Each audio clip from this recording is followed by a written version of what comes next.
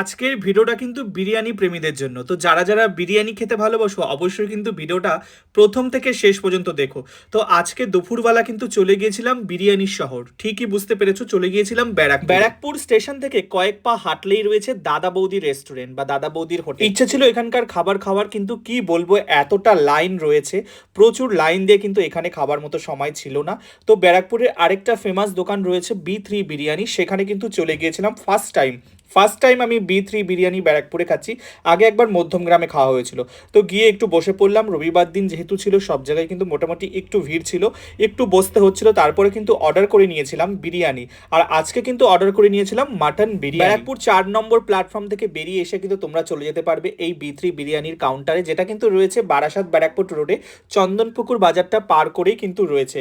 আর এখানকার বিরিয়ানি তো দেখতেই পেলে কতটা সুন্দর ছিল, দারুণ কিন্তু সফট কোয়ালিটির রাইস ছিল। আর সত্যি বলতে ব্যারাকপুরের বিরিয়ানি তো আলাদাই একটা টেস্ট রয়েছে, তার সাথে কিন্তু বি3 বিরিয়ানি ফার্স্ট টাইম আমি খাচ্ছি।